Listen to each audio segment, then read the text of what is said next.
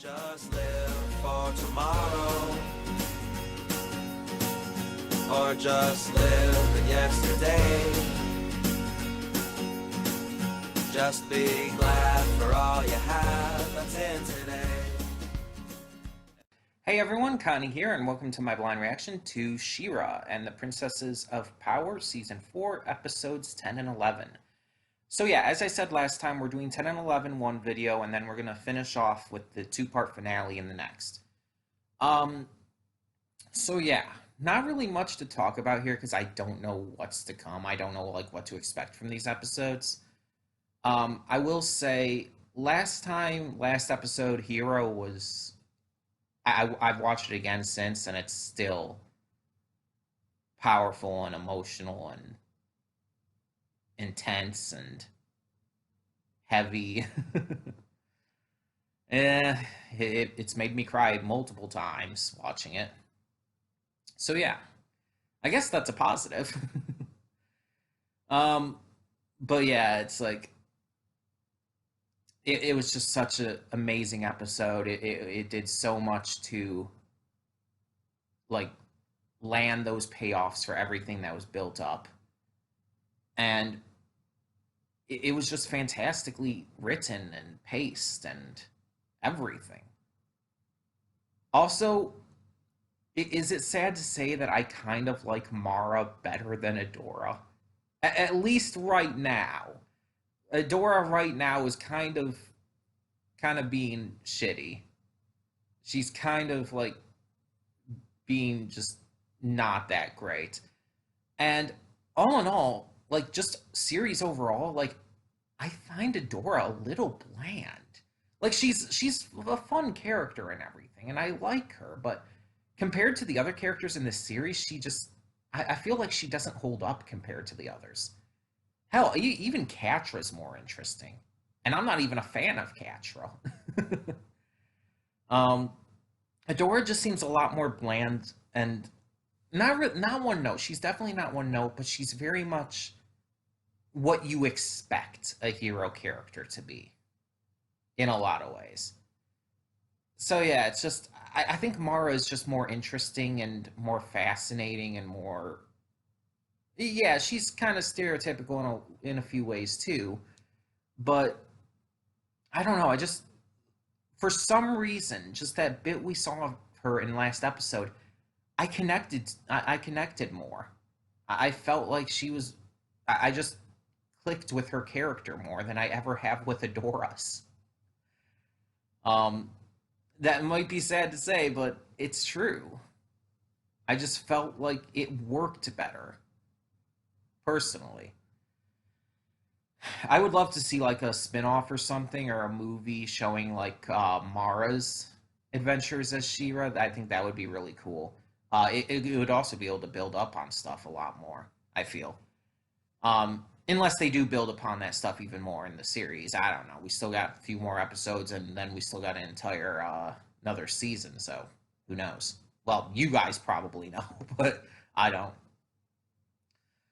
But yeah, so we have two more episodes today. As usual, I don't know what to expect from them. Hopefully, they're as good as the last one was. I also said this last time that I'm just hoping that this series ends up not being like Star Versus or Steven Universe or Voltron, where it's like, oh, it's really good, but then it ends up dropping the ball in the end. Because all three of those shows did that. Voltron a lot harder than the other two, to be fair. I will be completely fair on that. Voltron really fucked up, and it was more than just they fucked up for a lot longer too. Let's put it that way. But Steven Universe and Star Versus, they both fucked up as well, and it's really sucks because, like I said, when they were really good, they were really good. They were like some of the best at a time.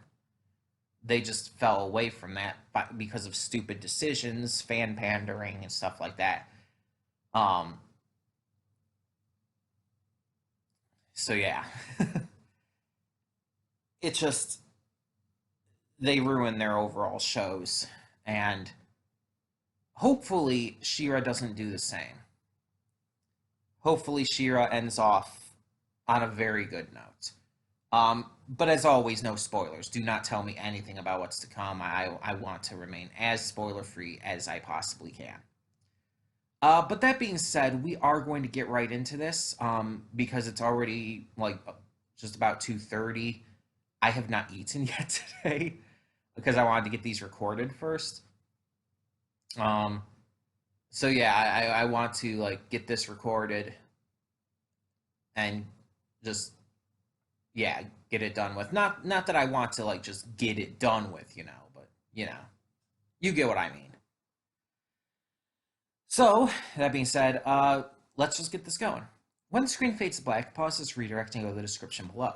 Follow the link to the reaction, and after you watch it, come back here to the redirect and resume play. Because after it fades to black and then fades back in, everything from that point forward will be my afterthoughts and will contain spoilers to the episodes. So that being said, thank you so much for tuning in, and I will see you at the reaction.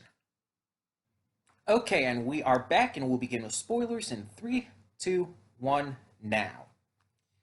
So before I get into my seeming like almost seems like nearly episodic spiel about how Glimmer is right, I want to get into a different spiel about this time how the revelation that King Micah is alive is stupid and damaging to the show.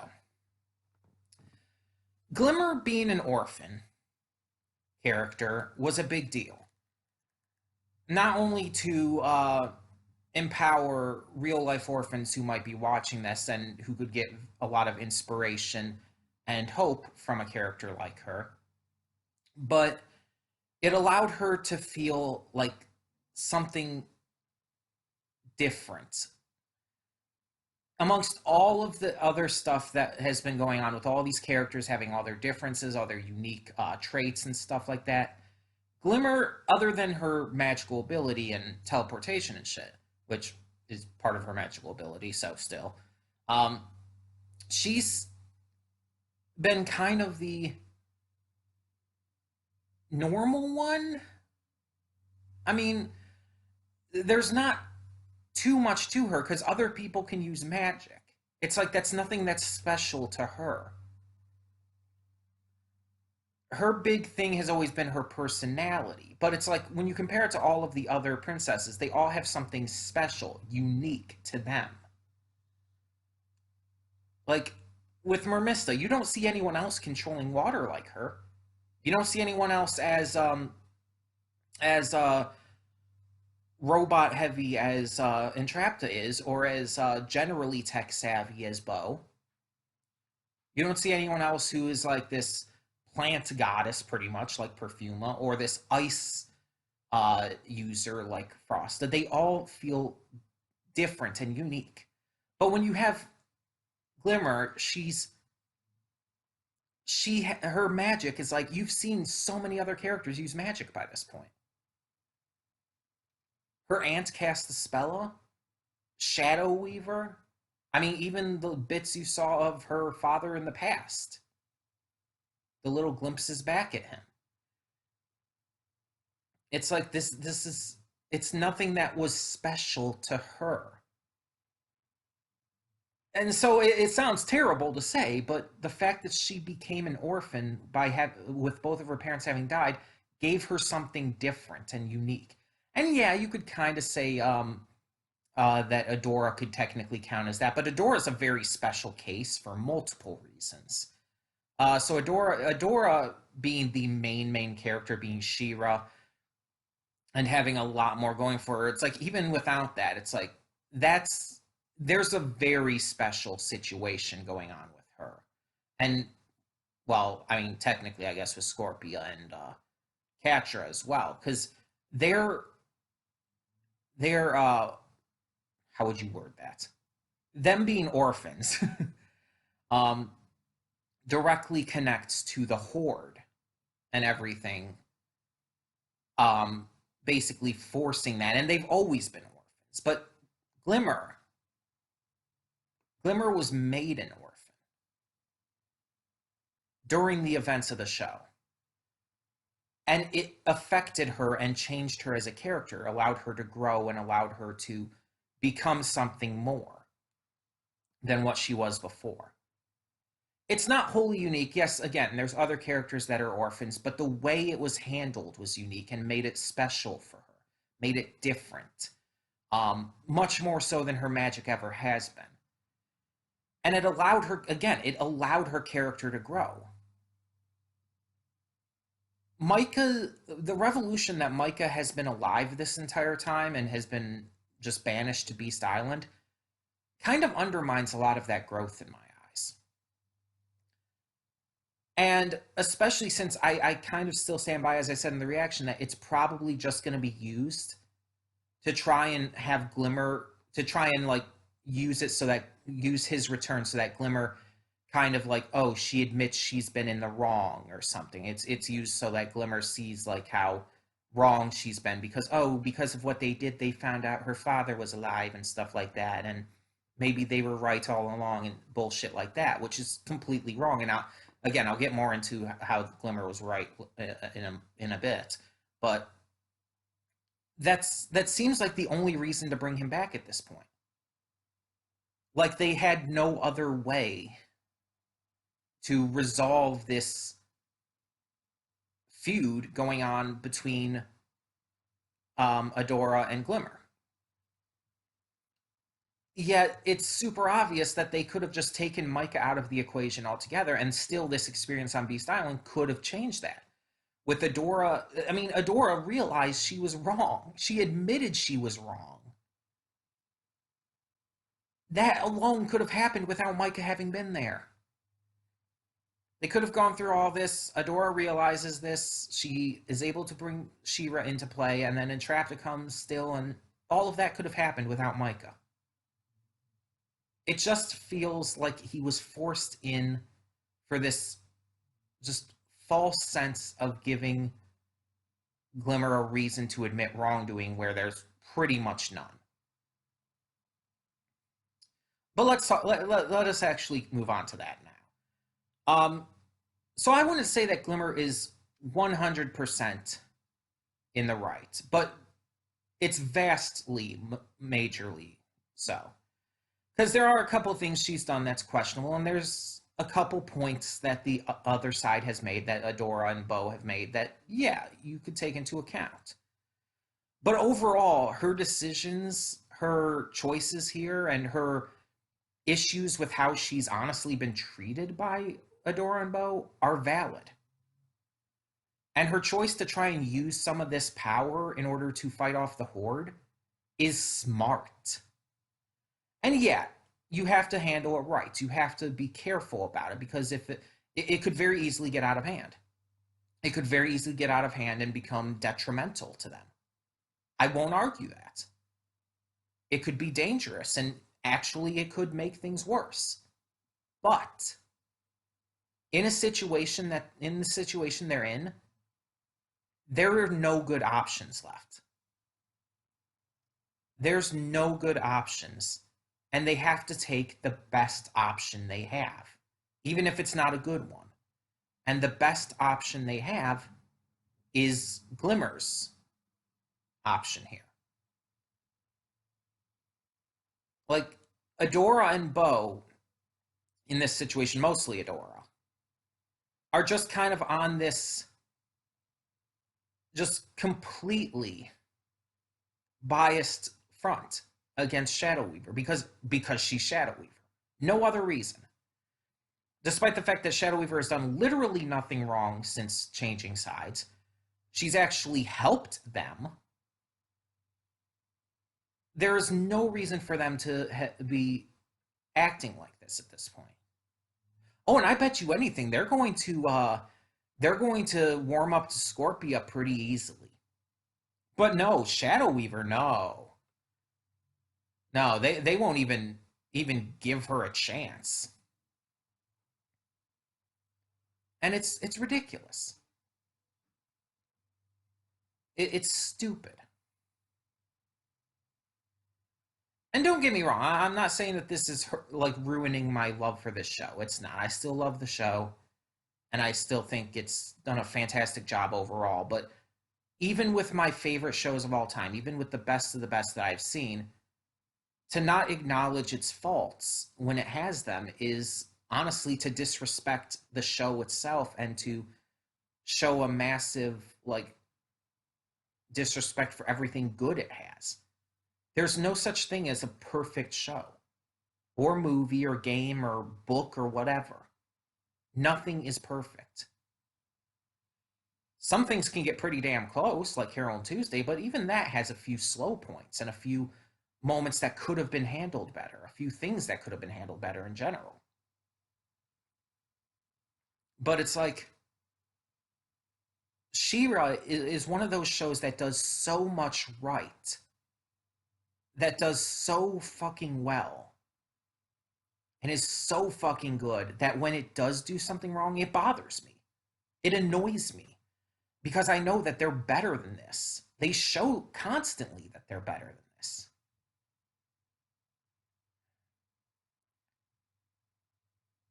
And I'm afraid that if they do stuff like this, what other bad things can they do?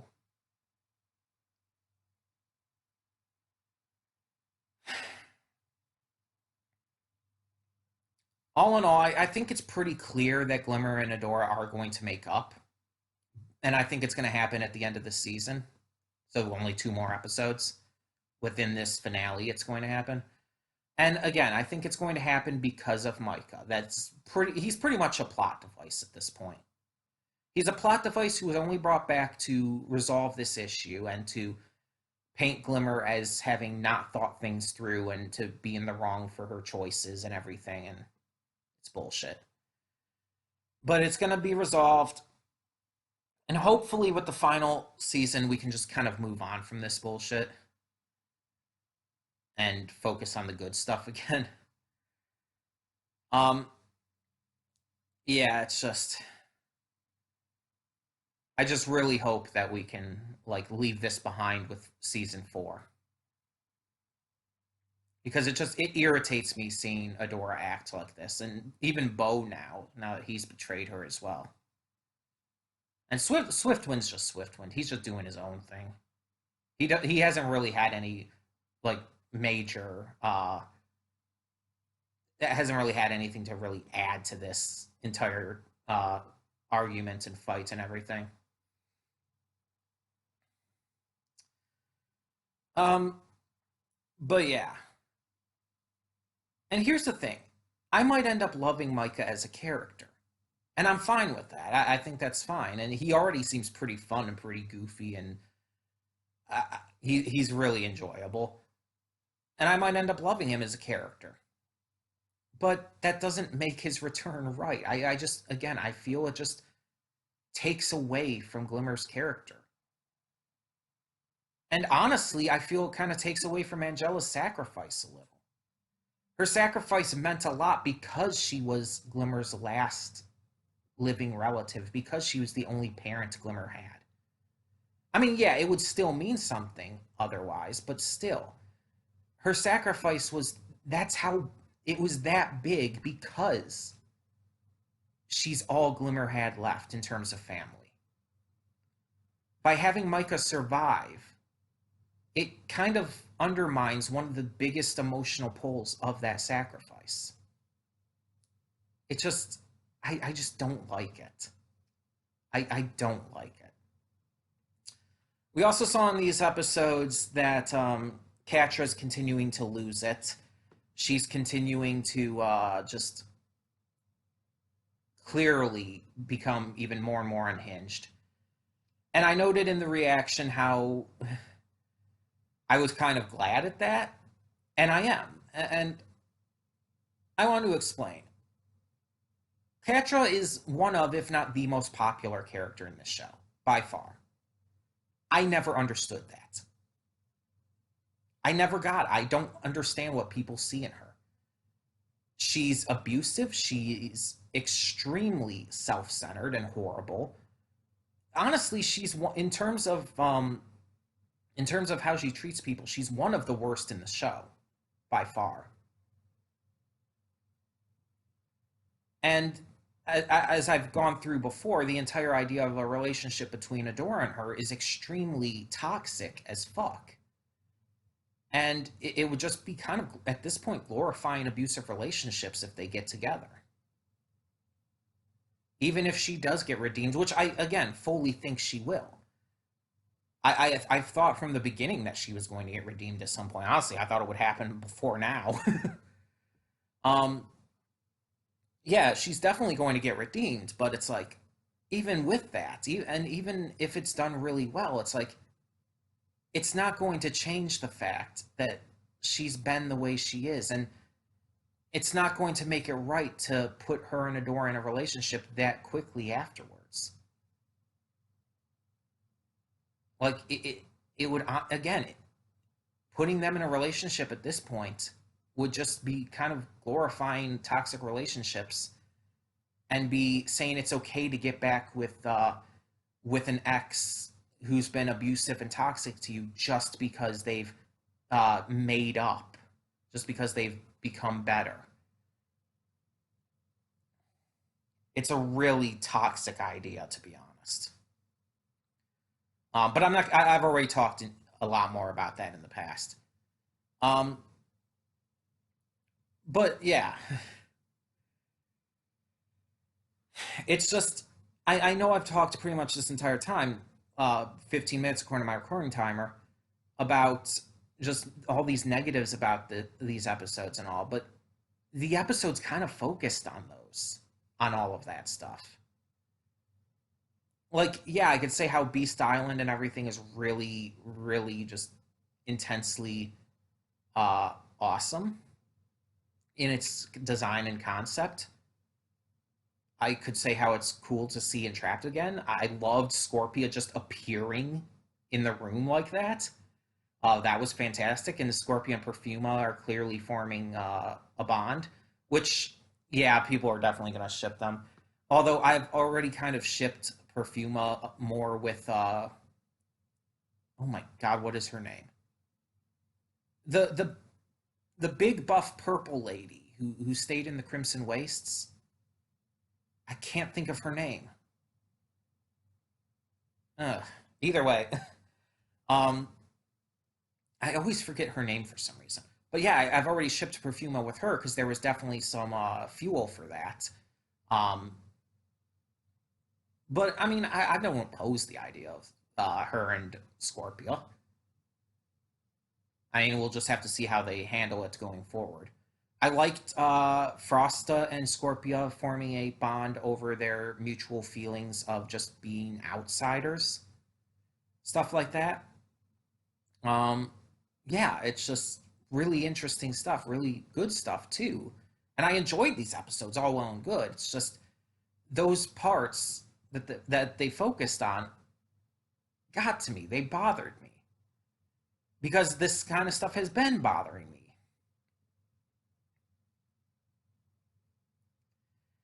And I bet you anything that it's not just going to paint Glimmer as being in the wrong by the end of the season. It's gonna Adora and Glimmer are probably going to have this moment where they both like admit to being in the wrong, and it's like, oh, we should have talked through this more together and not been at each other's throats and stuff. And it's going to be like one of those situations where they were both wrong or something, which is still bullshit because Glimmer wasn't. And by the way, I want to make it very clear for all those who understand that Glimmer is my favorite character. My sticking up for her here is not just because of that. If their perspectives on things were switched, I would be sticking up for Adora. It's what she's saying. It's what she is fighting for. It's her beliefs here. It's everything kind of coming together. It's not her. Hell, if it was Bo who was in her place, who everything she was, if everything she was saying was said by Bo instead, I would be sticking up for him. It's just, it's not specifically because it's Glimmer.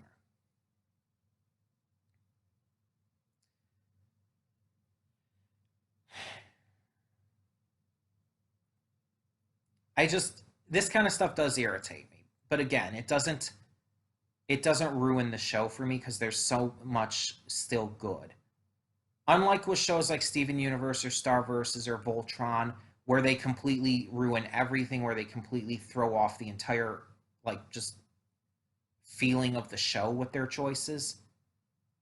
where their choices literally undermine everything that came before them. In the case of stuff like Steven Universe, where their choices make no sense and are just absolutely batshit stupid, like Starverses, or whether they just go in stupid directions and don't even seem to understand what they're doing, like Voltron.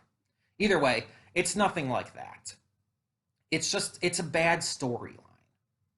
This entire storyline of Adora and Glimmer's fight and everything, and them being at opposite ends of the argument through all of this, it's just a bad storyline. And that's bound to happen. Again, even the best shows, even my favorite shows of all time, have negative aspects to them. It's going to happen. As long as they don't take it too far and just ruin everything in regards to the story and the characters and all that, which they haven't, then I can live with it. But yeah. We'll see how this goes. All we have left is the finale, the final 2 episodes. So that will be in another reaction.